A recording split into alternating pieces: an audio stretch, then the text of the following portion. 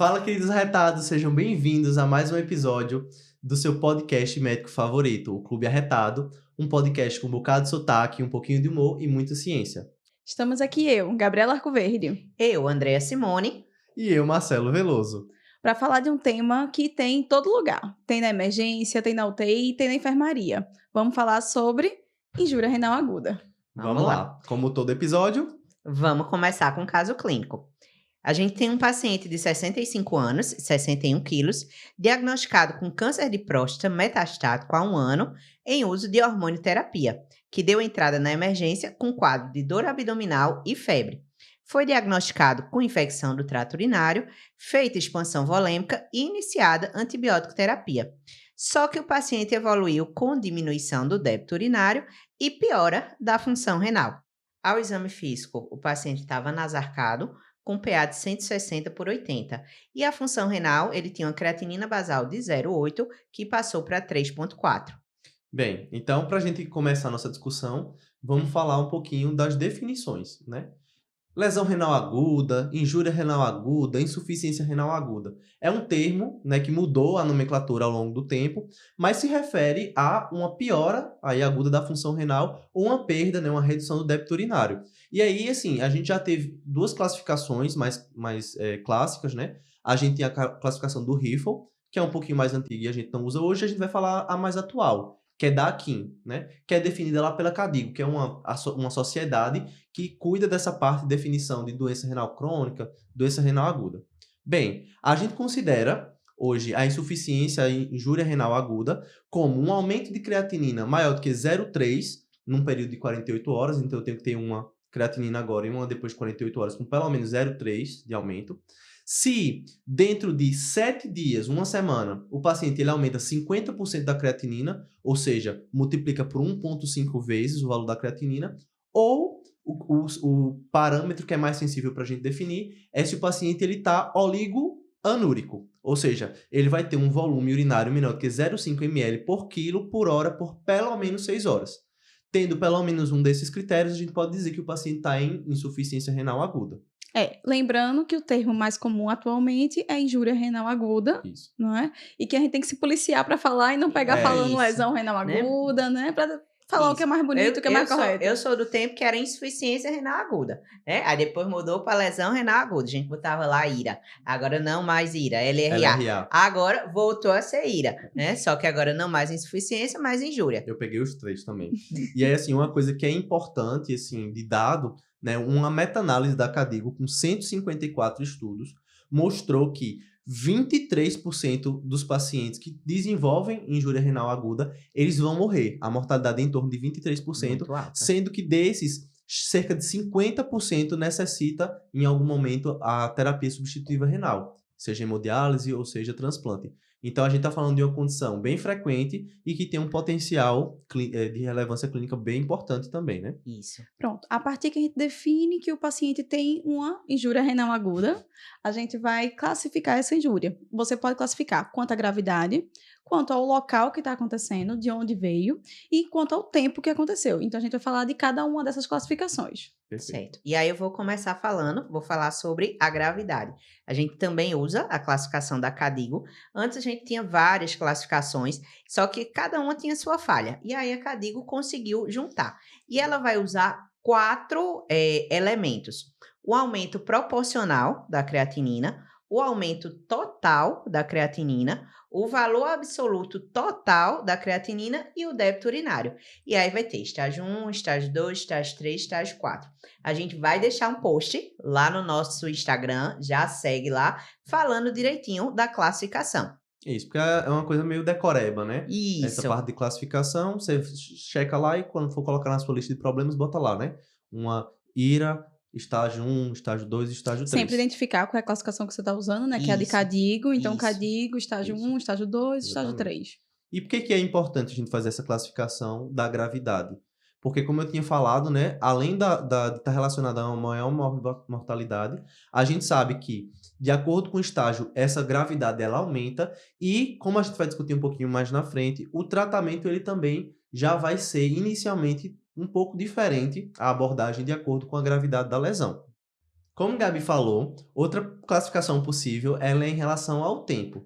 Aqui vai entrar um pouquinho também na definição de doença renal crônica, né? Então, o paciente ele tem ali a injúria renal aguda, né? A gente vai classificar ela como aguda com esse aumento da creatinina ou redução da diurese, né? A oligúria, dentro desse período de 7 dias que a gente já falou na definição.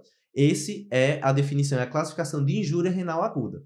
Mas, como a gente sabe, essa lesão, né, pode demorar a se resolver e se prolongar por um período de até 3 meses. Então, depois de 7 dias até 3 meses, a gente diz que o paciente tem uma doença renal aguda, né? Ele teve a injúria que persistiu com uma doença aguda até 3 meses.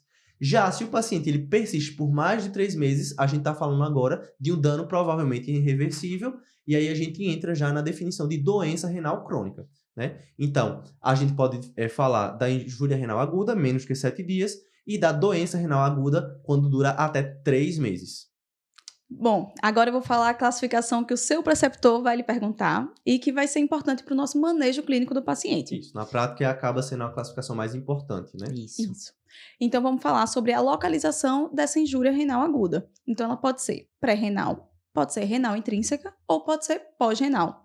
Lembrando que a renal e a pré-renal são as duas causas mais frequentes, a depender da literatura, uma mais frequente do que a outra, mas que é o que a gente deve pensar sempre nos pacientes. Exatamente. E aí lembrar que a gente também tem que ver os fatores individuais de risco do paciente, né? Por exemplo, eu estou diante de um paciente que tem uma bexiga neurogênica, a possibilidade de ser pós-renal se torna um pouquinho maior. E outra coisa, né? A gente sabe que nos pacientes hospitalizados, principalmente, o mecanismo ele é multivariado, né? Ele é multifacetário. Então, essa divisão que a gente vai falar agora de pré-renal, renal e pós-renal, ela acaba sendo mais didática, né? Para a gente dividir na nossa cabeça e pensar, pô, pré-renal eu vou ter que investigar isso, renal isso e pós-renal aquilo. Mas, na verdade, na prática, os mecanismos eles acontecem todos ali ao mesmo tempo. Vão se superpor. Isso. E para você manejar esse paciente, muitas vezes você vai tirar aquilo que está sendo como fator confundidor. Então, vamos começar pela pré-renal. A pré-renal, muitas vezes, é causada por uma desidratação, por uma diminuição, uma hipovolemia, e que vai diminuir esse fluxo de sangue no rim. Isso vai gerar essa injúria renal aguda. Então, muitas vezes, nos pacientes internados, se ele tem uma injúria renal aguda, acho que é que a gente vai fazer? A gente vai hidratar o paciente e ver e tirar esse componente, né? Tirar isso da fórmula. Agora, muito cuidado com isso. Isso, eu ia falar sobre Porque, isso. na verdade, assim, se a gente for parar para pensar no mecanismo fisiopatológico, o que acontece é que eu tenho uma hipoperfusão renal. Isso. Hipoperfusão nem sempre é sinal de desidratação. Você pode ter uma diminuição do volume circulante efetivo. Exato. Ou até uma diminuição da capacidade daquele sangue chegar no rim. Por exemplo, você tem uma trombose de artéria renal, ele vai se comportar como um pré-renal. Ou um outro caso, que é justamente o oposto. O paciente com nefrosarca, seja por insuficiência cardíaca, seja por qualquer outra doença demigênica, o rim vai estar tão cheio de líquido que o sangue não consegue, né? Por conta do aumento da pressão, ele não consegue chegar no glomérulo. E aí, muitas das vezes, no paciente com IC, vou puxar aqui para onde eu gosto, né? O tratamento é justamente o contrário, é dar diurético, né? Isso. Então, cuidado aí, a gente pensa muito nisso, né? Lesão renal aguda realmente está muito relacionada à desidratação, mas nem sempre. Isso. Bom, e agora a gente vai para o renal. Lembrar que para o componente renal, a gente vai ter 3 lugares que a gente vai avaliar. Então, a gente vai avaliar se tem algum problema no vaso, algum problema no glomérulo ou algum problema no túbulo. Cada um desses pedacinhos, a gente vai ter doenças específicas que vão atingi-lo. Perfeito. Então, lembrar do vaso, a gente pode ter as vasculites.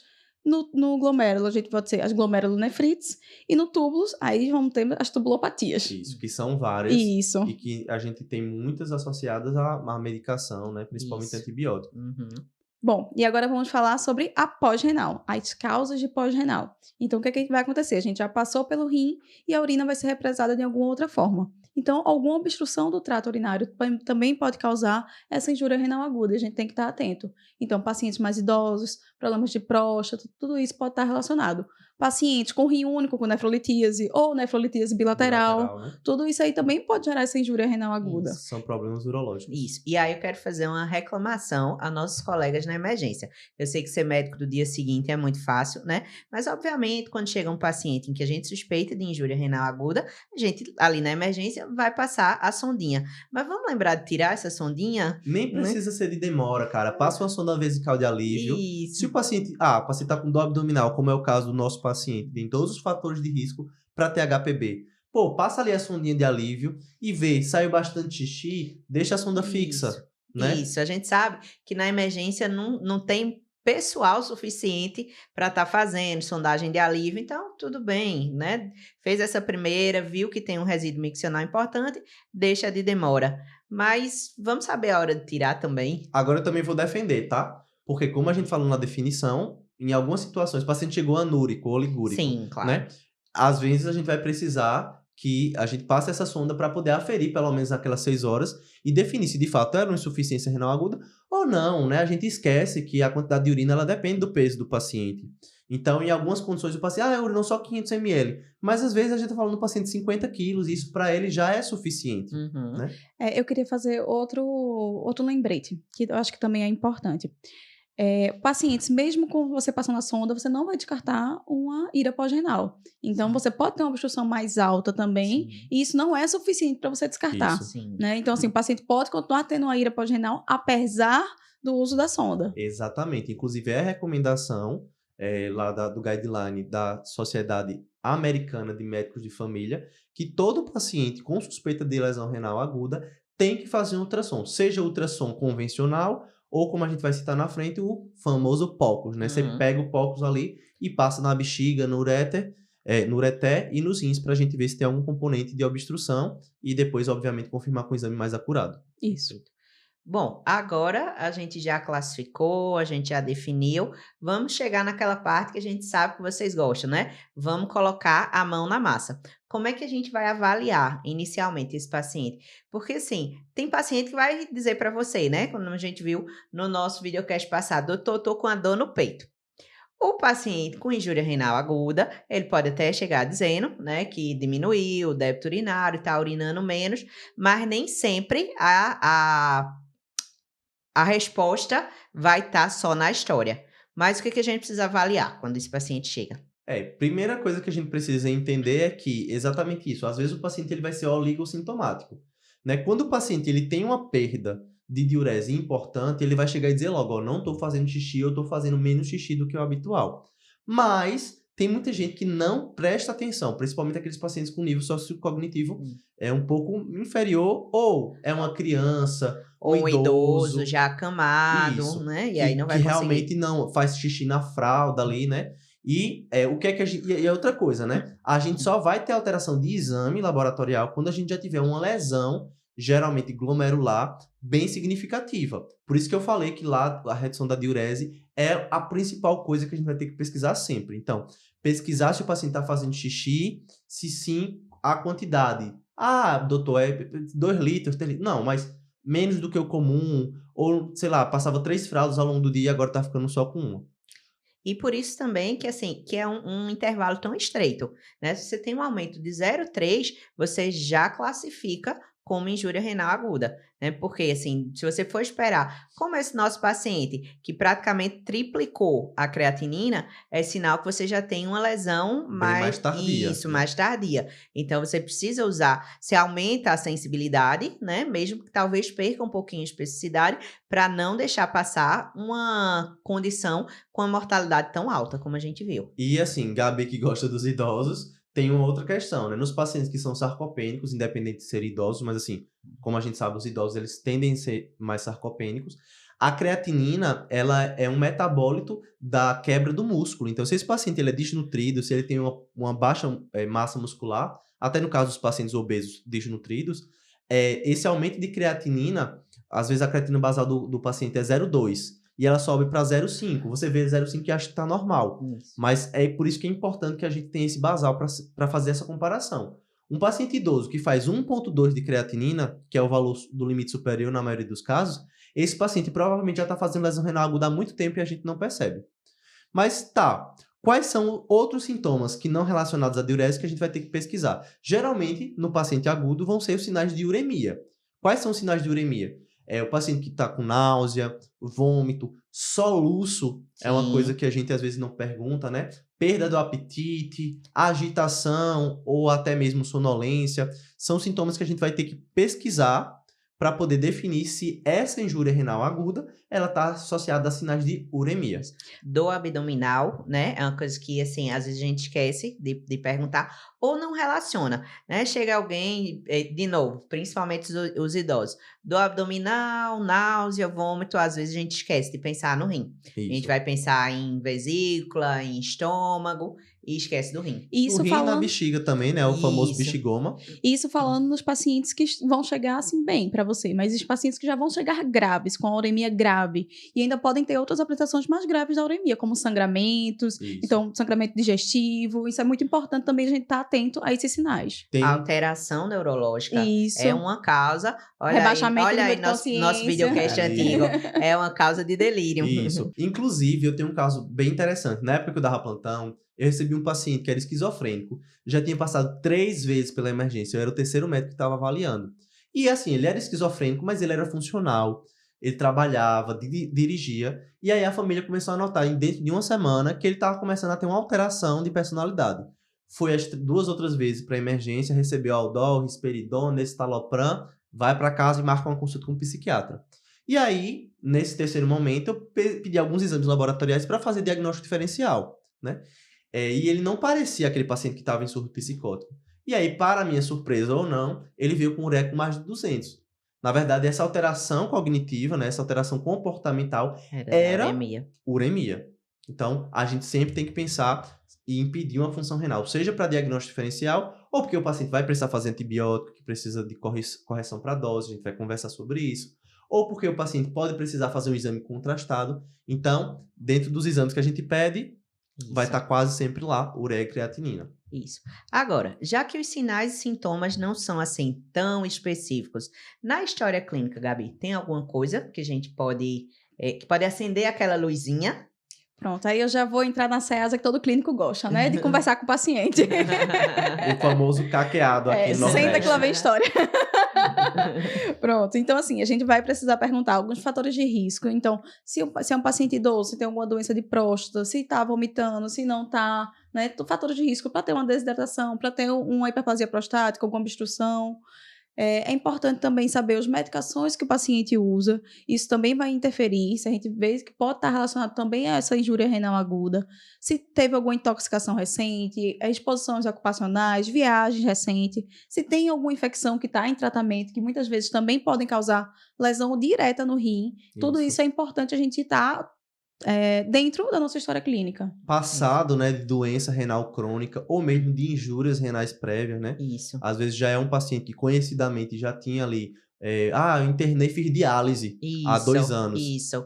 Não sei se vocês lembram aquele paciente que a gente teve lá na nossa enfermaria, que ele tinha feito diálise, melhorado, e aí voltou pra gente novamente, assim, saiu realmente de diálise. Ficou mas bonzinho. Ficou bem, né? E aí parou o tratamento por conta própria, e aí voltou pra gente precisando novamente fazer diálise. Episódio de diálise. E aí a gente só descobriu que, na verdade, o pessoal achou que ele tinha doença renal crônica, porque ele já tinha dialisado, e só cascavelhando muito, a gente descobriu que entre essas 2 diálises ele tinha um tempo que não dialisava com a creatinina de 0,8.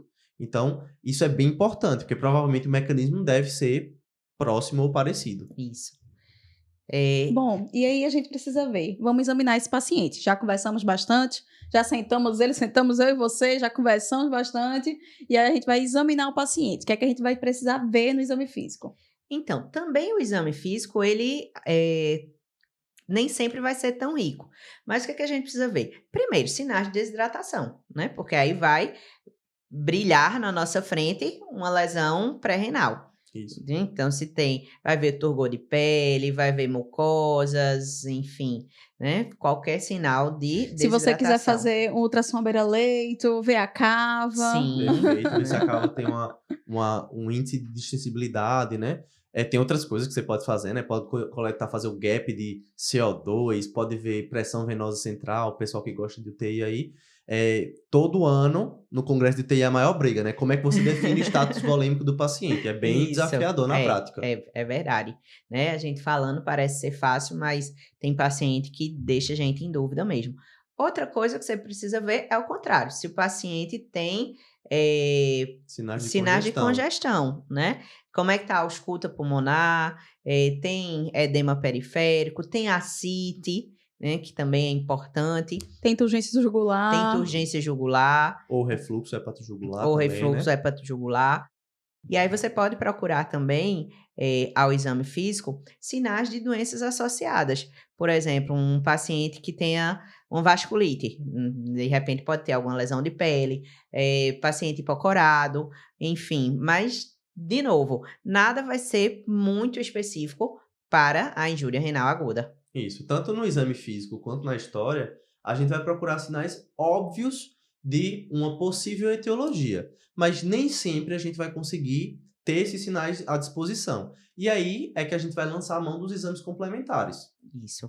Aí, assim, é uma condição que a gente realmente vai precisar muito dos exames. Isso. Como a gente já falou, mesmo no paciente com suspeita de pós-renal, às vezes só o exame físico ele não é suficiente para afastar a possibilidade de uma obstrução. Então, a gente vai criar aqui um roteiro. Chegou o paciente para mim com aumento de ureia e creatinina.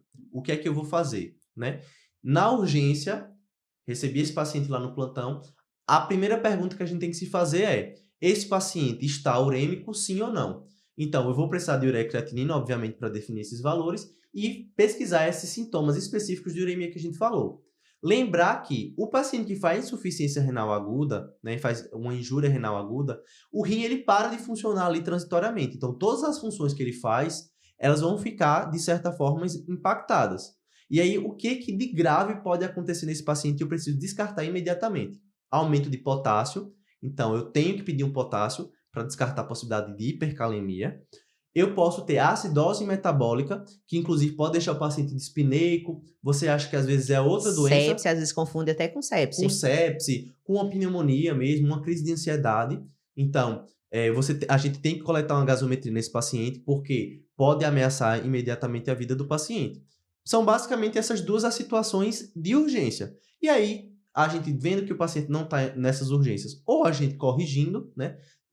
Manejando ele ali, estabilizando, a gente vai partir para os exames que são exames mais investigativos, né?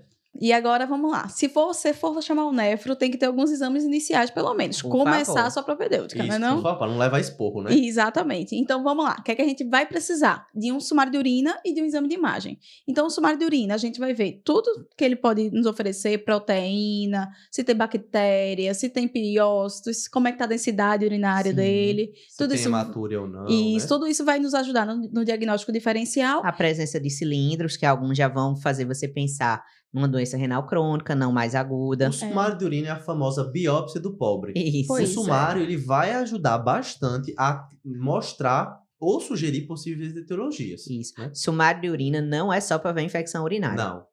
Pois é, vai E nos nem ajudar toda bastante. piocitura é infecção urinária. Hashtag fica a dica. Pronto. E a gente também vai precisar de um exame de imagem. Sim. Inicialmente, a gente geralmente pede ultrassom, mas pode ser uma tomografia, pode ser uma ressonância. Isso vai nos ajudar tanto a definir a etiologia, né? E quanto diferenciar se é realmente uma injúria renal aguda ou se tem um componente de uma doença renal crônica. Isso é bem importante.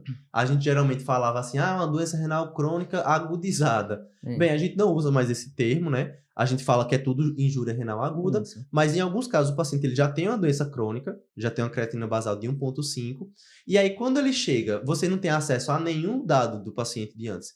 E esse paciente chega com uma creatinina de 1,5 e uma ureia de 60. A dúvida nossa vai ser, esse 1,560 é agudo, esse paciente não tem doença renal crônica nenhuma e está agudizado por algum motivo, ou esse paciente, na verdade, já tinha basalmente esse valor. Então, entra isso que o Gabi está falando.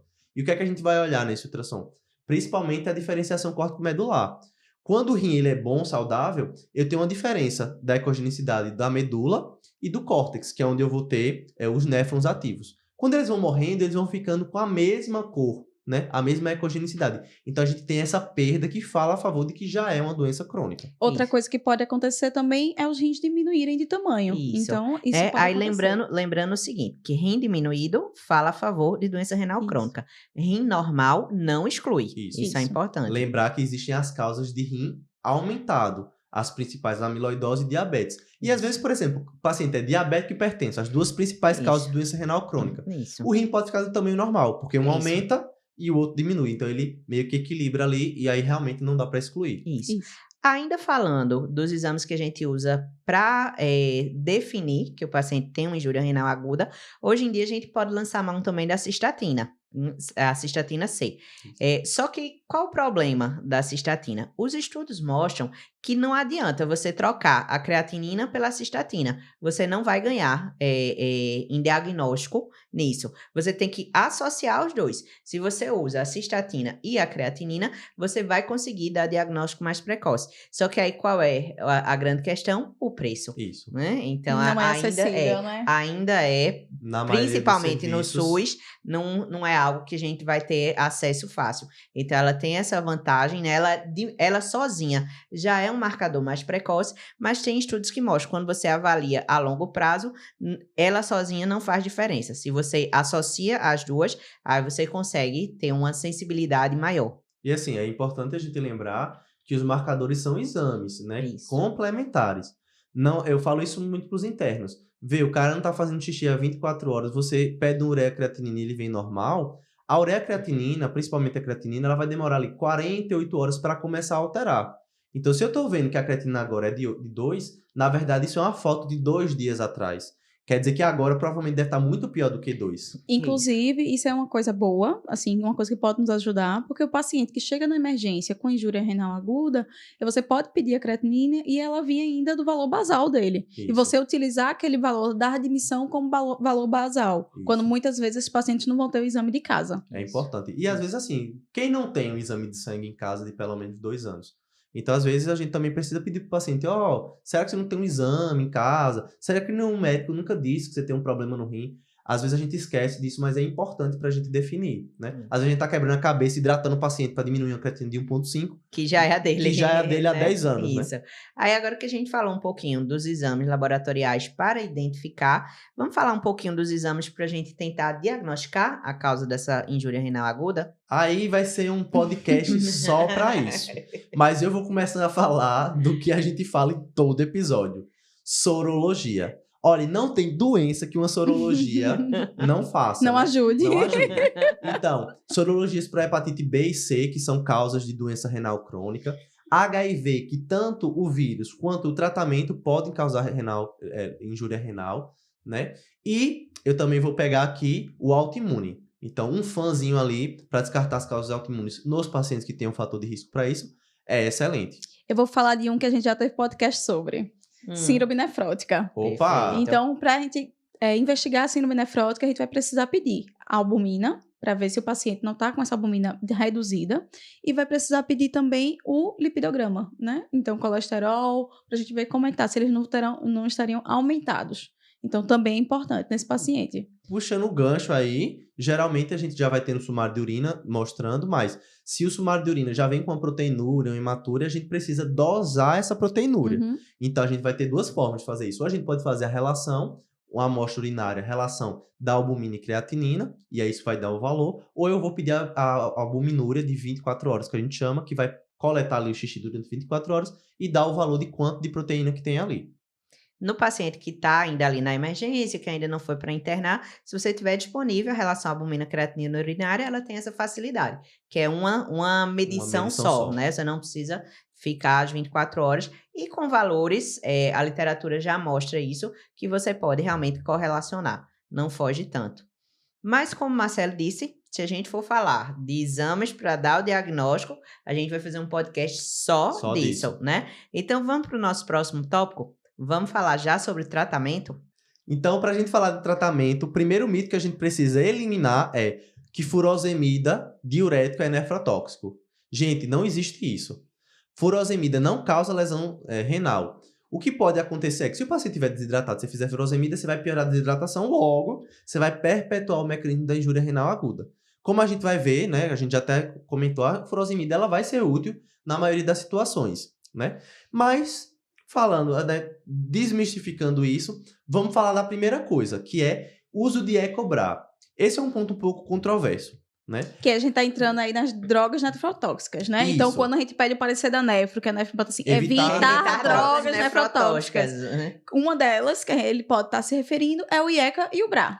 Que não são nefrotóxicos, Isso. né? Por que, que o IECA e o BRA eles fazem uma piora da função renal? Porque eles vão diminuir o mecanismo de regulação que é a arteríola eferente. Então, isso vai dificultar ali a autorregulação do rim. Mas ele também vai proteger o rim, diminuindo a proteinúria. Então, hoje em dia, se tem deixado cada vez mais para frente, né? Então, você não deve tirar o IECA ou BRA imediatamente, a não ser que esse paciente esteja fazendo um distúrbio de potássio que é predisposto tanto pela lesão renal, né, a injúria renal, quanto pelo próprio mecanismo de IECA ou BRA. Então, evita a IECA ou BRA nos pacientes que tiverem uma função renal muito alterada, 3, 4, 5 de creatinina, ou que tiverem uma hipercalemia. E é interessante, tem um artigo que ele mostra assim, isso de uma maneira bem legal. Nas drogas nefrotóxicas, você tem as drogas como diuréticos e IECA ou BRA, que não fazem lesão renal direta, né? Mas assim, o seu mecanismo de atuação pode, num rim já com dificuldades, né, causar uma piora da Causam função alterações renal. hemodinâmicas que Isso. podem Causa causar alterações isso. A hemodinâmicas. culpa não é do remédio, a culpa é de quem está prescrevendo. Isso. E tem medicações que têm uma ação direta no rim, Isso. né? Aminoglicosídeos, por exemplo. Então, é importante a gente fazer essa diferenciação, porque o IECA ele vai ter a longo prazo um efeito nefroprotetor e às vezes, ok, tirei na hora da lesão renal aguda, ainda estou entendendo o meu paciente, mas lembra de voltar. Assim que possível. Isso, né? Se possível, não suspender e se suspender, voltar o quanto antes. E aí tu falou né, de nefrotóxicos, né? Outra coisa. Por favor, não contraste o paciente com lesão renal aguda, a não ser que seja imprescindível para salvar a vida dele. Ah, não, eu tô suspeitando que o paciente tem um TEP ou tem uma dissecção aguda de aorta. Cara, se eu não colocar contraste nesse paciente, eu não vou conseguir dar um diagnóstico de uma doença que pode matar ele em horas. Mas, não, eu quero investigar se o paciente está fazendo uma apendicite, eu quero investigar se o paciente está fazendo uma pancreatite, eu vou precisar de contraste. Mas eu posso pedir outros exames, não nefrotóxicos, né, sem contraste, naquele momento e pedir com contraste depois, quando for ideal. Essa questão da nefropatia por contraste, ela tem um negócio muito interessante, que é isso. Às vezes, a gente também segura demais. Se é realmente algo que vai mudar o tratamento, Muda a conduta. né? Mudar a conduta, e essa conduta vai mudar desfecho, vai mudar mortalidade, faça. Suspeita de TEP, por exemplo. Já, hoje em dia, pancreatite, apendicite, diverticulite, a gente não precisa de contraste para ver. Eu tô achando muito engraçado, doutora Andréa falando isso, porque a gente teve uma discussão muito ferrenha na nossa enfermaria com o paciente dela, que eu pedi um anjo TC com protocolo para TEP, o paciente fez lesão renal e foi para diálise. E ela joga isso na minha cara até hoje. Jogo mesmo. Mas a paciente tinha um Wells alto de indicação. Então, a gente tem que fazer quando tiver indicação. Como o Marcelo já adiantou, né? Se o paciente tiver com hipovolemia, a gente precisa tratar essa hipovolemia, né? Então, a gente precisa dar volume para ele. E do mesmo jeito que se essa hipervolemia também for o responsável pela injúria renal aguda, a gente também precisa tratar. Então, fazer uma furosemida de dose de ataque, então 1 miligrama quilo, naquele momento, para ver a resposta, como o nefro gosta de chamar, né? Um estímulo diurético, para ver o quanto esse paciente vai urinar, né? E a gente, a partir daí, determinar a causa dessa injúria renal aguda. Agora sim, se liga, né? Que estímulo diurético não é você fazer a furosemida e esperar ele urinar em 12 horas, não. Geralmente, a furosemida ela vai começar ali a agir em 30 minutos. Então, você fez o estímulo diurético, você tem que ter pelo menos ali 100 a 200 ml de resposta na próxima hora. Uhum. Né? Sabe o que eu acho interessante e meio desesperador quando a gente fala de injúria renal aguda? É que é tudo muito próximo, né? Contraste, eu vou fazer ou eu não vou fazer, né? Vou fazer diurético ou vou dar volume? São decisões que você precisa. E aí, por isso, a importância da gente ter aquela base teórica que a gente falou no início, que às vezes a gente acha chato, classificar, né? Essa conversa, assim, que não é de botar a mão na massa, mas que vai definir nossa conduta. É o que ajuda a colocar a nossa cabeça, né? Colocar as caixinhas de por onde eu começo. A montar o nosso raciocínio clínico, Exato. né? Uma coisa que a gente fala tanto hoje em dia, raciocínio clínico, raciocínio clínico. Raciocínio clínico, a gente precisa ter as bases bem E estabelecidas. saber a fisiopatologia daquela doença, né? Para poder conseguir agir num local que vá fazer diferença para o paciente. Sem semiologia e sem fisiopatologia, você não chega longe. A gente também vai precisar manejar alguns distúrbios hidroeletrolíticos que esse paciente pode fazer. Não é só o potássio que vai vir alterado. Existem outros íons que também vão vir alterados, que a gente já sabe que a fisiologia renal é um livro, né? Dá trabalho para estudar. Ou se dá, né? Isso. Então, cada troca, cada cotransportador, tudo isso pode acontecer. Então, quais são os íons que a gente tem que estar atento? Então, potássio, magnésio, sódio, vai estar muito ligado, né, aos distúrbios. Temos nosso episódio na temporada anterior falando de distúrbios do sódio, checa lá. Cálcio, Também fósforo. temos falando de cálcio. Fósforo ainda não, mas... Quem sabe, se vocês pedirem. Vamos fazer um distúrbio de potássio, né? É Olha boa, aí, boa. olha aí. Hipocalemia, boa. Isso. E outra coisa que a gente também precisa estar atento é ácido úrico, que também pode estar alterado nesses pacientes. E a partir daí a gente vai precisar manejar. Agora, deixa eu te perguntar uma coisa, Gabi. Quando a gente fala, né, potássio e lesão renal aguda, a gente pensa logo em hipercalemia. É só isso? Não, o potássio também pode estar baixo, principalmente em pacientes com leptospirose, que a gente já Isso. falou aqui no nosso episódio de síndromes ictéricas febris, que geralmente ela vai ser uma injúria renal aguda, não oligúrica e hipocalêmica. Então, Isso. assim, ficar atento a isso também. Outra alteração que é bem importante e frequente é a acidose metabólica. E a gente precisa ter cuidado. Só lembrando que a acidose metabólica, ela não é necessariamente indicação de hemodiálise, só pela presença dela. Cena dos próximos capítulos. Daqui a pouco a gente vai falar das indicações. Isso, exatamente. Né? Qual é o alvo quando a gente está tratando? É manter o pH acima de 7,2.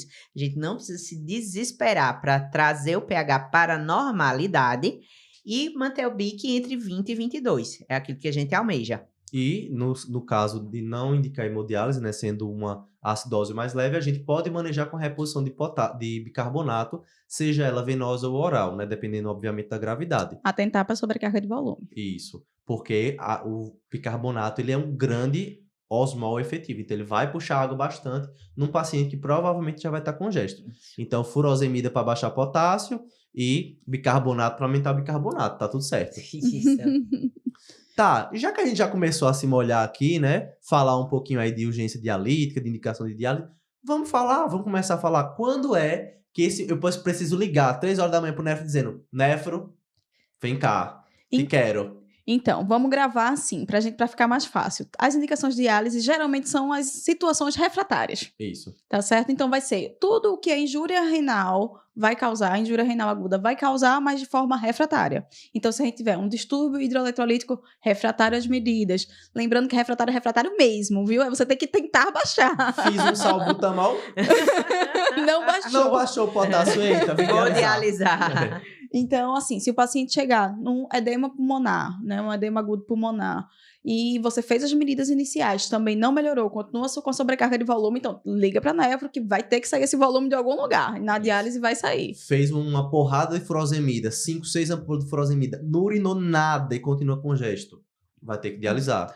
Outra, a situação refratária. Então, a acidose metabólica que a gente estava falando. No caso dela ser refratária, você tentou corrigir com bicarbonato, com tudo que você tem de artifícios para correção. E mesmo assim, não melhorou, chama o nefro que vai precisar dialisar. E não é o pH de 7,3 refratário. A gente tá falando de pHs baixos, Isso. 6,9, 7. Perfeito. Isso. E outro que não é o refratário, mas é pra gente lembrar, são os sintomas urêmicos que a gente estava falando mais cedo.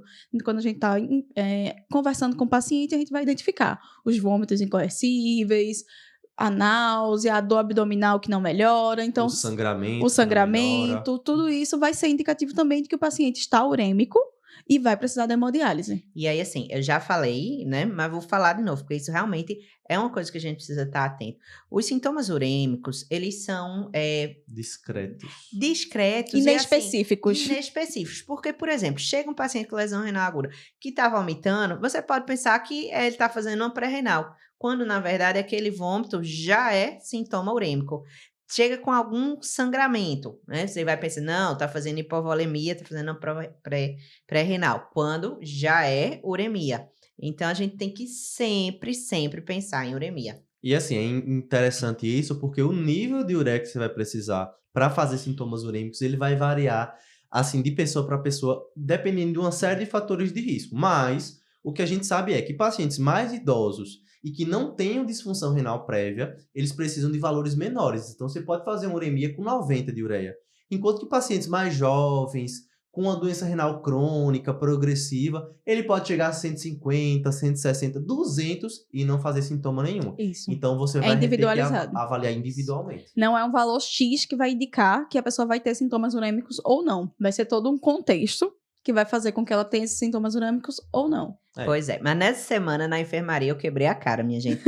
Chegou um paciente, a gente tava discutindo na nossa reunião clínica e eu, é uremia, é uremia, é uremia. Aí mostraram a primeira ureia dele, 55. Aí eu tive que me aquietar, né? Não. Mas não foi só ela que comprou, não. Dialisaram o paciente. Tá? Pois é, tá vendo? Então eu vou defender a minha colega. Mas, além de tratar, é muito importante também a gente saber prevenir. Mesmo com tratamento, é uma situação de alta mortalidade. Então, assim, se depender de nós, que o nosso paciente não tenha lesão renal aguda, Por né? favor. Não faça injúria renal aguda, e o que é que a gente pode fazer para prevenir? Bem, primeira coisa é, assim, a mesma coisa do paciente que está tratando, né? Evitar nefrotóxicos. Sempre que você puder evitar nefrotóxicos, a gente deve evitar. Para que a gente dá um remedinho que vai lascar o rim do paciente, se não for necessário, né? Inclusive, assim, a Andrea falou isso, né? Que é importante a gente prevenir, porque às vezes a gente acha também que o paciente vai ter a injúria renal aguda, vai melhorar e vai ficar bom. Mas a gente sabe que uma parte desses néfrons que ele perde durante a injúria, ela não volta. E isso aumenta a chance do paciente progredir futuramente para uma doença renal crônica. Então, vamos prevenir de qualquer jeito. Aí, assim, vamos começar a falar desses nefrotóxicos mais ativamente. Se eu puder fazer antibiótico e evitar antibióticos que sejam nefrotóxicos, principalmente aminoglucosídeo e vancomicina, a gente tem que evitar. Outra combinação que também é muito deletéria para os pacientes, vancomicina com tazocin. Eita, essa adora fazer uma disfunção renal. Então, se eu puder fazer uma combinação outra, que não seja tão nefrotóxica, bom para mim. Paciente com lesão de pele, segure seus rins. É isso aí, verdade. né? Os refratários principalmente. Né? São. Outra coisa, se eu tenho que fazer uma droga, se eu tenho que fazer um antibiótico, que eu faça na dose correta. Se meu paciente ele já tem uma disfunção renal crônica, por exemplo, eu tenho que fazer essa correção da dose para a função renal. Lembrando que existem muitas medicações que a gente faz por peso. E aí, se a gente não fizer, não calcular pelo peso, eu aumento a chance desse paciente fazer uma lesão renal. Aí eu já vou dar uma dica pro pessoal que está assistindo a gente.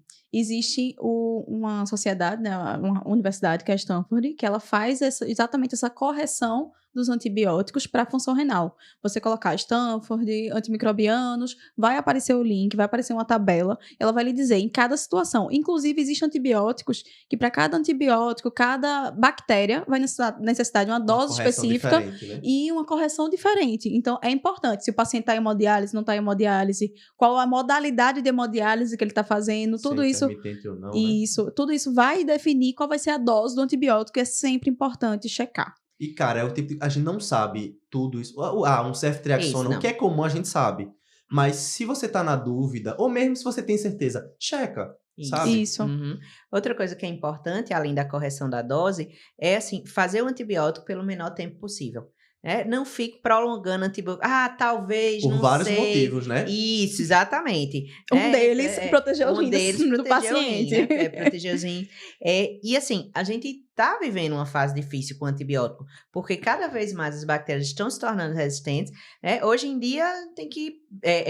Poli B e amica era uma coisa que antigamente mal se fazia. Hoje a gente tá fazendo assim de rotina, né? Isso, né? E haja rim. Precisa estar atento em relação à volemia do paciente. Tá sempre tender, né, procurar a euvolemia do paciente. Nem hipervolêmico, nem hipovolêmico, que aí o rim vai sofrer novamente. Isso. E aí entra também na questão do contraste, né? Da lesão induzida por contraste. Se fala muito, tem uma certa controvérsia também, precisa fazer volume, não. Mas o que é bem comum entre os estudos é evitar que o paciente fique hipovolêmico. Se você faz o contraste num paciente que está normovolêmico, a chance de você ter uma lesão induzida é muito pequena. Se o paciente tem um fator de risco, usa diurético, está meio desidratado, beleza, vale a pena você hidratar antes de fazer. E a dúvida é, lesão aguda induzida por contraste, existe mesmo? Existe. Existe. Agora, parece ser menos comum do que se pensa, né? O que é que caracteriza uma lesão renal aguda induzida por contraste? O uso do contraste, obviamente, né? Mas tem um tempo, geralmente até 72 horas. Isso. Quando você tem até 72 horas a piora da função renal, 72 horas da infusão do contraste, né? A não ser que tenha outra causa bem Estabelecida, estabelecida, você vai chamar aquilo de uma lesão renal aguda induzida por contraste. Mas é isso, assim, ela não parece ser tão grave quanto se pensa. Tão grave não, vou mudar a palavra. Tão frequente, isso. né? Até porque os primeiros estudos, os primeiros relatos de nefropatia por contraste era feito em pacientes que se submetiam a cateterismos cardíacos, onde você precisa de uma quantidade de contraste muito grande, né? Então, você pode fazer com uma certa segurança o exame, procurando usar contrastes mais modernos, que são menos nefrotóxicos, e fazer a menor dose possível, né? Você não vai encher o paciente de contraste. Tem isso. Por que a gente vê também menos hoje? É isso, assim, os contrastes antes eles eram hiperosmolares. Hiperosmolar quer dizer que eu vou tirar muito líquido do terceiro espaço e vou acabar espoliando esse líquido. Então eu estou desidratando, fazendo uma lesão pré-renal no paciente. Hoje os contrastes eles são mais isotônicos, então diminui a chance de essa troca aí de líquido, que é um dos fatores precipitantes. E aí lembrando, a gente está falando aqui de contraste iodado, né? Ah, mas eu já ouvi, já disseram que o paciente vai fazer ressonância, se ele tiver disfunção renal, ele não pode fazer. É verdade, se o paciente for dialítico, com clearance menor do que 30, ele não pode fazer gadolínio. Mas não é porque o gadolínio é nefrotóxico. No paciente que tem a necessidade de fazer um exame contrastado, sempre que possível, é melhor que a gente faça o gadolínio, desde que, obviamente, ele tenha um clearance suficiente. Mas o problema é que ele não consegue colocar o gadolínio para fora se o clearance for abaixo de 30. Mas ele não é diretamente nefrotóxico, diferentemente do iodado, Isso. que é nefrotóxico, mas se o paciente já tiver em diálise, ele pode ser feito. Isso. E aí a gente já falou sobre a prevenção, né, da nefropatia induzida por contraste, mas eu queria falar de 2 pontos que antes eram muito comuns e que hoje em dia os estudos já mostraram que não adianta muito, que é você fazer o preparo com bicarbonato ou com N-acetilcisteína. Então, o que a gente tem hoje é isso que o Marcelo falou, não deixar o paciente desidratado. Então, na maioria das vezes, a gente termina fazendo, até por não ter como medir de maneira tão fidedigna a volemia do paciente, a gente faz uma hidrataçãozinha com cristalóide antes. Mas N-acetilcisteína e bicarbonato não servem. Vem caindo por terra, realmente. Isso. Bom, que tal a gente retomar o caso clínico do começo? Para a gente embora. fazer o passo a passo que a gente ensinou aqui no podcast, né? Deixa eu só recapitular aqui, né? A gente tem um paciente de 65 anos, em torno de 61 quilos, diagnóstico prévio de câncer de próstata metastático, se apresenta com dor abdominal e febre. Recebeu diagnóstico de TU e tinha um débito urinário diminuído. Ele vem com ureia de 74 e uma creatinina atual de 3,4, sendo que a família traz ali um exame com basal de 0,8. Primeira dúvida é, esse paciente tem ou não tem uma injúria renal aguda? Pronto. Esse paciente, ele vai ter esse aumento dessa creatinina basal, então a gente já caracteriza ele como um paciente com injúria renal aguda. Esse não precisa nem ser dúvida, né? Esse está claramente. E aí, vamos classificar nosso paciente? Eu não sei não, viu? Já vou lançar a polêmica aqui, porque veja, a gente tem um basal, mas a gente não sabe se esse basal foi a 1 semana ou a 48 horas, que seria a definição da creatinina. Só que tem a história aí da diminuição do débito urinário, que a gente precisaria ver se é menor do que 0,5 ml por quilo por 6 horas. Então, a priori, a gente imagina que ele tem algum grau, né, de piora da função renal, mas a gente não sabe se esse 3,4 realmente é de agora, ou sei lá, ele já tem um 3 e subiu para 3,4, pode ser, certo? Mas ainda que seja 3 para 3,4 vai ser também. Só se for em 48 horas. Tá certo. Bom, mas tudo indica que esse paciente tem essa alteração, né? E ele que tem essa injúria renal aguda. Bom, mas pode deixar de polemizar, tá certo? Esse paciente tem uma injúria renal aguda, tá bom? Boa, Gabi. E agora vamos classificar em relação ao estágio do CADIGO, que a gente sempre disse, toda vez que você for montar suas hipóteses e você colocar que esse paciente tem uma injúria renal aguda, você vai dizer qual o estágio. Então, pelo CADIGO, ele seria o estágio 3, porque ele teve um aumento de 3 vezes da creatinina basal. Isso. Tá certo? Então, nessa classificação, a gente já é o estágio mais grave. Isso. E, ó, você olhando nem parece, né? Uma ureia de Isso. 74, uma creatinina de 3. Mas a gente já está no nível mais avançado de Isso. lesão renal e alto risco de necessidade de uma terapia de substituição renal em algum momento.